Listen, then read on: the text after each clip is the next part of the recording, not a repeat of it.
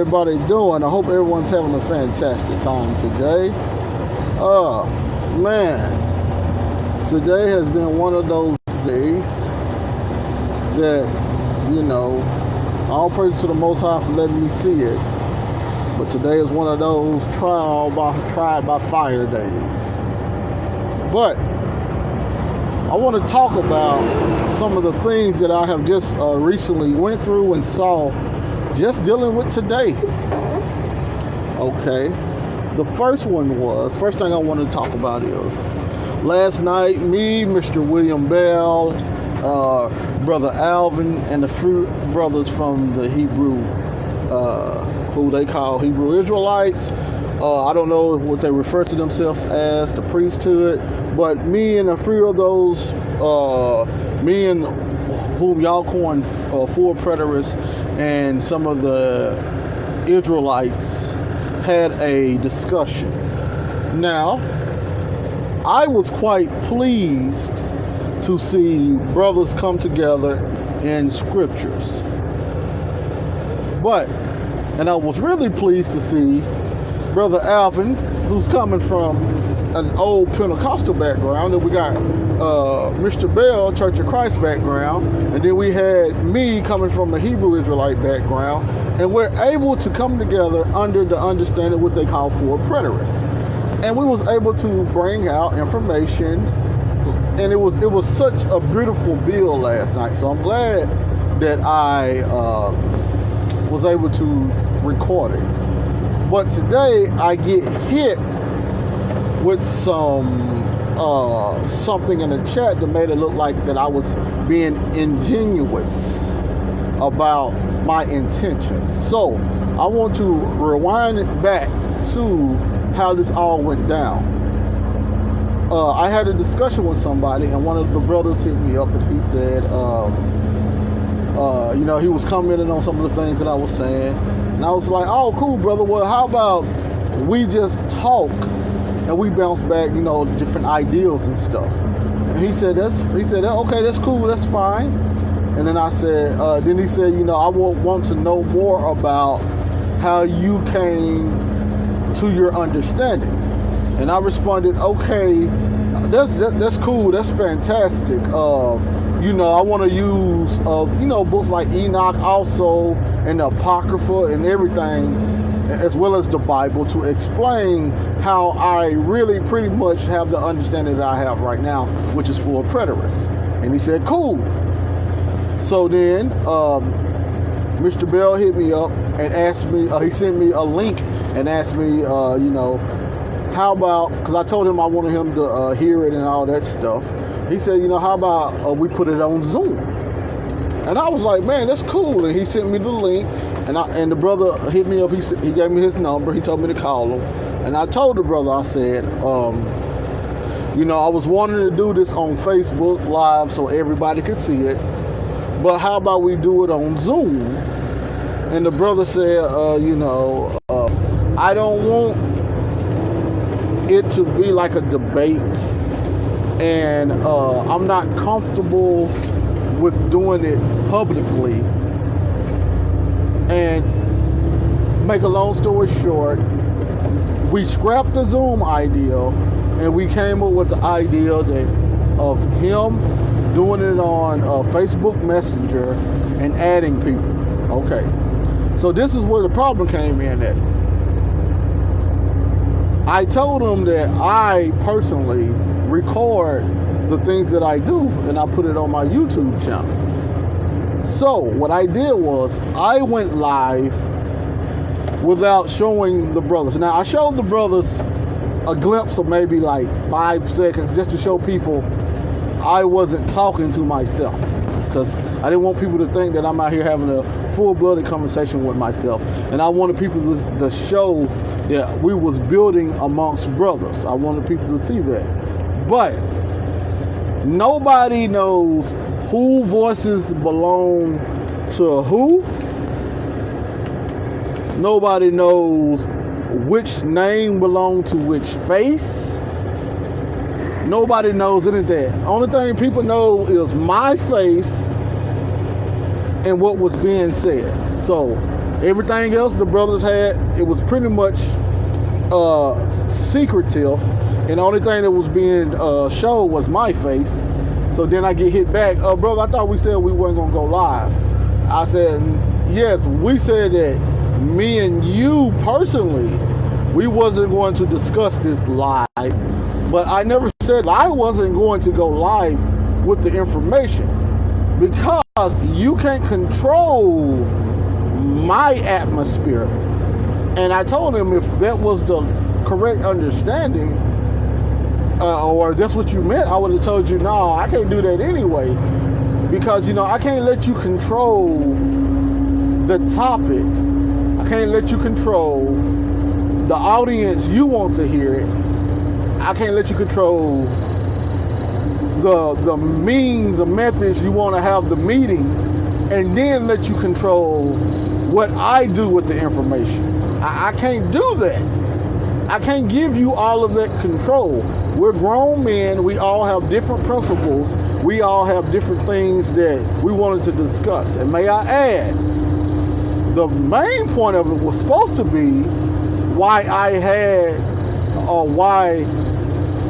am in the preterist understanding now.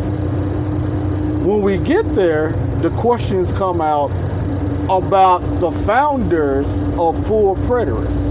And may I add, first thing first, off the top,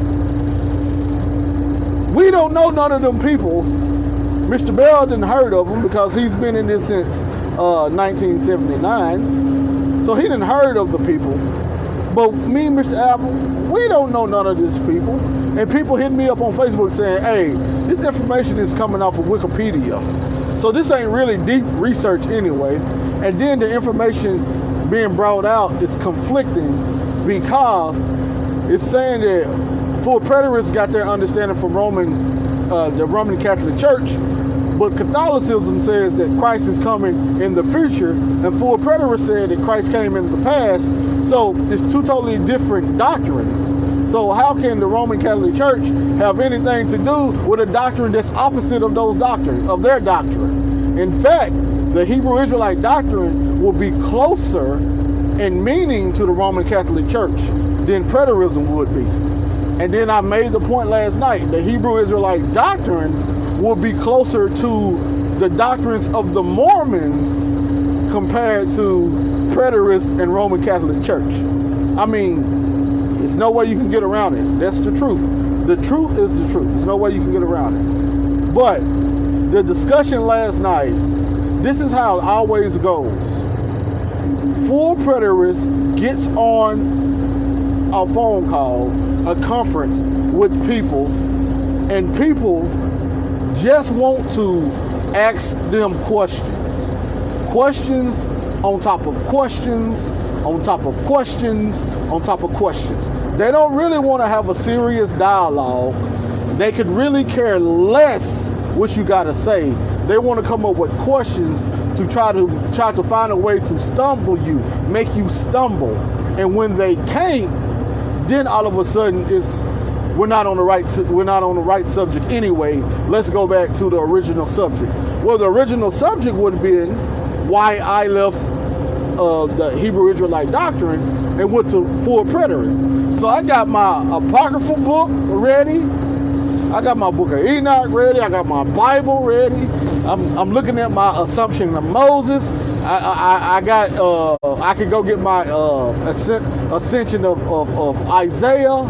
So I got all these different Hebrew documents that shows you why my point of view is what it is, and I'm not able to hit one of them. Well, I hit one of them because I brought it up to make a point. But the point was the whole discussion wasn't what they said it was going to be in the first place.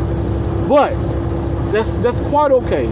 It's quite all right, because if you understand the Bible and you're in truth, and if you're genuine, you can adapt to any situation.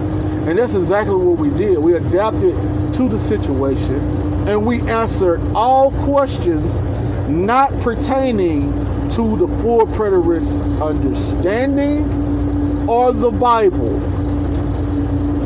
We spent a lot of time speaking of French people and Dutch people and the European people instead of the Bible and what the Bible teaches. And to me, I thought that was the point anyway. Or I would not have called Mr. Bell in there and asked him to listen in and give his commentary.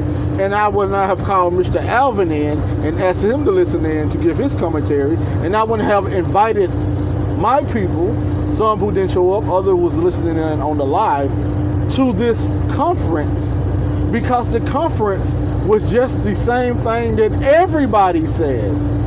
The arguments that, or the questions that was presented is the same thing that other people have said before. It's nothing new.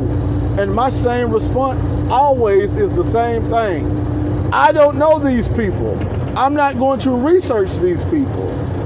When they asked Brother Alvin, well, they asked us and Brother Alvin responded. This was the question. Where do you get your preterist doctrine from?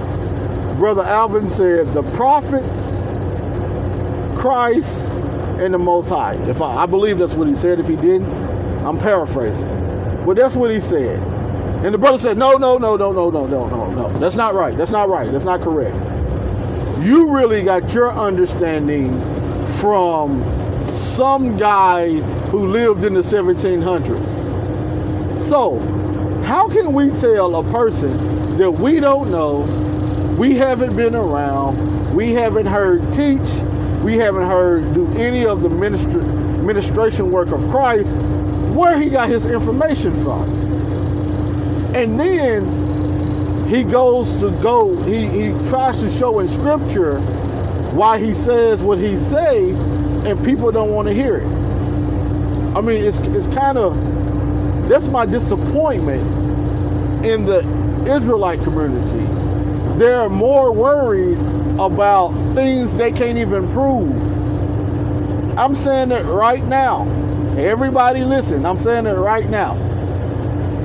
You cannot prove that you are a biological Israelite. You cannot.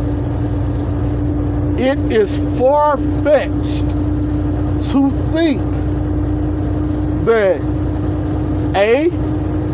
the Egyptians or the Africans, not one got on the boats beside other melanated people. It doesn't make sense. It doesn't make sense. Two, we got people coming from the same location being dropped in different parts of the Western world, and suddenly these same people being dropped in different places, suddenly they're different tribes depending on the boat stop. If you got stopped in this part of the world, then all of a sudden you're a Levite. If those same people got stopped in another part of the world, you're a Benjamite. If those same people got stopped in another part of the world, you're from Judah. What sense does that make? What sense does that make? I mean, really, what logical sense does that make? And this is one of the reasons why genealogy had to be destroyed, because people was missing the mark. They had so much pride on nationalism that they forgot about Christ and the Father. They killed the Christ for trying to talk about things going against the temple. And he's telling them, I am the point. The point of the Bible was behind me. The point of the scriptures, the point of the prophets, the point of the Torah, the law. It was about me. And their response was, he's talking about the temple. Kill him. Because it was all a national thing. They forgot the whole true meaning spirituality. And we see the same thing today. So I'm disappointed in my brothers who prefer to talk about anything over scriptures. If I'm a full preterist, if he's a full preterist, if you have a point or you have a disagreement with our view, should you A, go to the Bible and discuss what you see and we discuss what we see, or B, should you try to go into history and find out who maybe created this stuff, who maybe created that name that these people are calling themselves? And by default, that person who created that name, since he's not an Israelite, anything pertaining to that name has to be incorrect. What sense does that make? It does. None of this stuff makes sense. And then also we have Brother Caleb, who had a dialogue with Hakai, whatever the guy's name is, from Sakari. And I responded to him was, you can't take these debates seriously because they're not really in it for the information dealing with the Bible. This is not what that group is about, okay? That group is about nationality. It's about pride. It's about self-pride. It's pro-Israel. You can't really talk to a pro-Israel group about the Bible because their main focus is going to be pro-Israel, especially if they consider you a Gentile. So they do like they did everybody else. They just shot out a bunch of questions to him, now not allowing him to really answer in detail and not allowing him to dialogue back with him. Once again, these groups get on here and they want to control the flow. They want to control the whole thing. They want to feel like that they are in the authoritative position and you are under them in knowledge because you say what you say. Therefore, they got to display that they are the authoritative ones in scriptures by not allowing you to expound on what you want to expound on. You can only expound on what they want to expound on, and you are not allowed to ask any questions. You can only sit there like a good person, like a good puppy, like a good dog, and just answer questions without asking questions. It's not enough respect to have a dialogue where two people talk, ask questions amongst each other, and build and grow. Being able to say, hey, at the end of the day, you learned something, I learned something, we might not agree with it, but it was a build, and let the audience decide. We don't have that amongst a lot of people because a lot of people don't have a lot of respect for each other. They don't want to listen, they don't want to talk. And I was telling that brother that. So what does a person respond to, Brother Caleb? You just wasn't ready. We really don't need moderators. We don't need time schedules. We don't need platforms. If you are as king as you thought you are, then you will be ready. What sense does that make? You calling yourself a royal people, and your response is, we don't need any organization. We don't have to be organized in order to conduct ourselves. What madness, what kind of madness is that? You try to display yourself as royalty. Remember, you're supposed to be the one to run the world. You're supposed to be the priest of the whole entire world. Everybody's supposed to look up to you to bring the knowledge to them. And your response is, we don't have to be organized when talking amongst ourselves. No. You need to listen, and I just need to talk. Well, the problem with that is, if the person you're talking to knows more things than you, by default, you are being ignorant. You are being ignorant to the point of rejection of knowledge. I don't know where they came from this. You can't learn from Gentile stuff. I don't know where that came from. I really don't know where that came from. Because last time I recall, none of y'all got no printing press. None of y'all got no factories. None of y'all is making any books or dictionaries. But yet and still, you're using these terms in the dictionary. You're using these definitions. You're using these words that you find, or these locations you find in geography. You're using all of this content that originated in the world of the Romans, that originated in the land of the Greeks. But you're saying that you can't learn from these people when your whole entire livelihood is the reflection of their society. Ain't now one of y'all living like Hebrews today. Neither one of y'all. Which one of y'all went out and made your own clothes? Which one of y'all sheared some lambs and goats and made your own wear? Okay? Y'all clothes come from those same people, of those Gentiles that run those places that make your products and make your apparel, give you your food. So we're out here sounding like true ignorant dummies, and I hate to say it, but that's what we sound like, talking about we can't learn from a Gentile. Meanwhile, they are the ones that's going in there. They're going across seas. They're going into these caves. They're finding this information. They're translating this information. Who do you think translated your Bible? Do you think a bunch of Israelites sat down with King James and translated the Bible? Do you? So, all of that pride, that self-pride of we only can learn from ourselves, listen to me. If you have been deceived, you only can teach deception. You have to study to show yourself approved.